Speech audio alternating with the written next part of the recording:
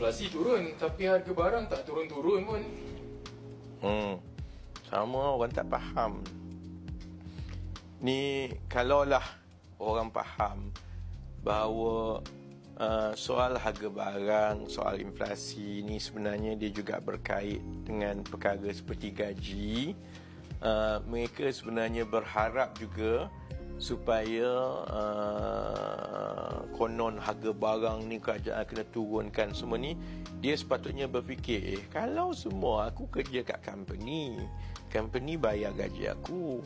Tapi kalau hari ni company jual satu barang tu RM5, tiba-tiba kerajaan paksa dia turun sampai harga RM3, macam mana company tu nak bayar gaji aku lepas tu?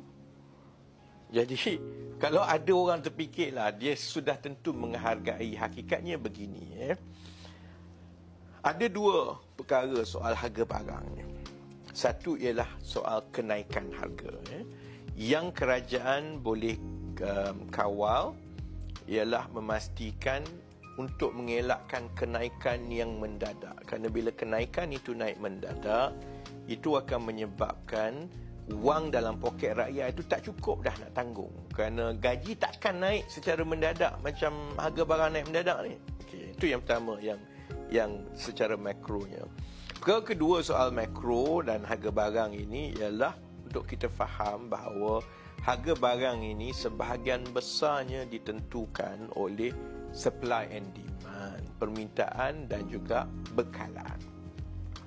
Kalau bekalan itu tidak mencukupi, maka akan timbul permintaan yang dia tak boleh penuhi, maka orang sanggup bayar lebih tinggi. Jadi sebab itu yang kerajaan boleh buat ialah untuk pastikan bahawa bekalan-bekalan itu diberi tumpuan supaya ada lebih banyak persaingan dan ada lebih banyak bekalan. Bila lebih banyak bekalan dan persaingan, itu akan menurunkan harga barang lah. Kerana kalau satu peniaga nak jual mahal sangat, ada satu lagi peniaga yang lain yang sanggup jual murah sikit, orang akan pergi ke situ. Inilah konsepnya di sebalik contohnya menu rahmah, konsep rahmah. Inilah juga konsepnya bila saya kata dahulu, kita sebagai pengguna perlu memainkan peranan kita sebagai pengguna. Kalau kita rasa kedai itu memang tak masuk akal, ni saya tengok dalam kandungan TikTok, ada orang duk marah-marah soal apalah jual banyak ni mahal sangat gini. Mudah je daripada duk marah kat TikTok dan sebagainya, kita elakkan lah pengguna-pengguna kedai-kedai yang macam itu kan. Baik. Ada orang tanya, habis kenapa kerajaan tak kawal harga barang? Ada benda yang kita boleh kawal, ada benda yang secara pelaksanaan dan penguatkuasaannya adalah hampir mustahil untuk dikawal. Sebab itu orang duk tanya, ini tak ada penguatkuasaan, tak ada penguatkuasaan, tak ada penguatkuasaan. Kita kena faham lebih mendalam sikitlah tentang beberapa teori ekonomi kan. Sebab itu dalam teori ekonomi, dia ada dua perkara yang selalu diperdebatkan oleh pakar ekonomi lah. Satu ialah dari segi kaedah secara prinsipnya untuk mempengaruhi sama ada harga barang ataupun bekalan dan sebagainya kan. Perkara kedua yang selalu diperdebatkan ialah sama ada kaedah itu jika nak dibuat, boleh dibuat ke tidak. Sebab kalau nak buat sesuatu kaedah, kena tengok kos pelaksanaannya, dan kedua dari segi kerumitan melaksanakannya.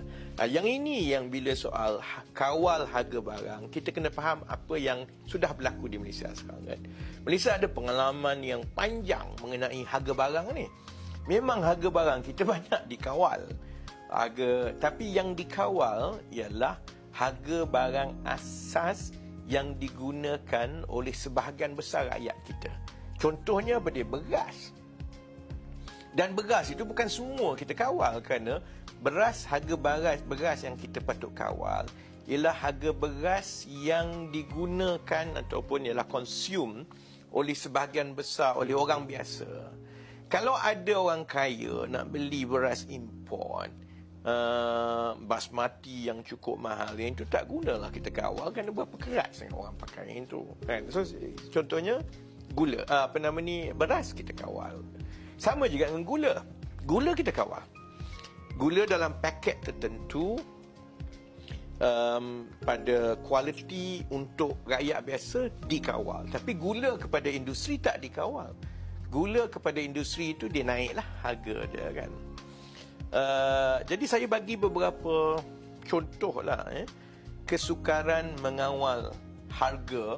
Kalau satu-satunya kaedah yang digunakan oleh kerajaan ialah melalui cara menurunkan harga barang dengan kononnya kerajaan tetapkan harga barang.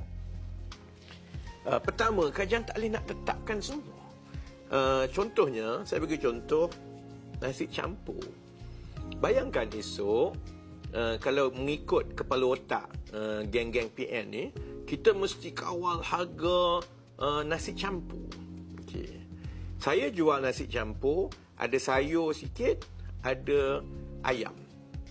Jadi, orang tu jual nasi campur telur dengan tak ada sayur. Orang ni jual lain, orang tu jual. Jadi, untuk mengawal nasi campur itu, hampir mustahil untuk dibuatkan. Tidak akan ada satu standard yang seragam. Sama juga nak kawal harga makanan yang dijual oleh gerai. Nak kawal macam mana? Sama, lepas tu orang akan kata, kalau macam tu kawal harga yang diorang beli. Baik, beras boleh kawal, gula boleh kawal, dan dah dikawal pun. Dan bila dikawal itu, kerajaan habiskan berbilion ringgit bagi subsidi tiap-tiap tahun. Tapi dia bukan saja beli beras, dia bukan saja beli gula, dia juga beli susu pekat manis, dia beli bawang. Okey, bawang kemudian suruh kawal. Bawang ni punyalah banyak grade. Kita boleh kawal satu grade saja. Kalau dia pergi beli grade yang lain, jadi harga dia lain. Jadi kesukaran untuk mengawal keseluruhan harga barang, inilah yang menyebabkan kerajaan perlu mengambil kaedah-kaedah yang berbeza-beza. Kalau tengok kepada harga barang yang dikawal, saya tak tahu sama ada rakyat Malaysia tahu ke tidak. Malaysia sekarang ni memang sudah, kalau berbanding dengan semua negeri-negeri lain di rantau Asia Tenggara ni, Malaysia memang negara yang paling banyak mengawal harga barang. Kategori harga barang makanan yang dikawal tu paling banyak di Malaysia. Di negara lain tak ada macam kita kawal semua ni kan. Tapi kita juga dah tahu sehingga sekarang bahawa kaedah menetapkan harga barang semata-mata itu je yang kerajaan kononnya nak buat, is no longer sustainable for a few reasons. Satu, kita tahu kesukarannya kerana barang ni tak seragam. Jadi dia ada had yang macam mana kita boleh kawal. Yang kedua, bila kita kawal, dia mula berlaku penipuan. Contohnya, minyak masak yang kita kawal untuk pergi kepada orang miskin, pack 1 kilo semua tu. Akhirnya orang lain yang kaya raya, yang ada, pam-pam sendirilah, yang duk ambil, yang sepatutnya sampai kepada orang biasa, tak sampai kat dia. Jadi penipuan itu berlaku besar. Penguat kuasa, orang kata, kenapa tak kuat kuasa kan? Berapa ratus ribu orang yang kita nak gaji untuk jadi penguat kuasa ni? Sebab bagi setiap penguat kuasa tambahan yang kita kena lantik, maka kita kena lantik gaji lagi. Gaji itu kena kutip cukai, bayar gaji kepada lebih banyak penguat kuasa, maksudnya lagi kurang duit untuk bayar subsidi makanan. Something has got to give, kan? Jadi sebab itu dia tak boleh bergantung kepada kawalan harga semata-mata, kan? Yang kita tumpukan ialah pelbagai cara. Kita kekalkan kawalan harga, tapi kita juga tahu bahawa kita kena perbaiki industri makanan, industri bekalan, industri agrotani, supaya lebih banyak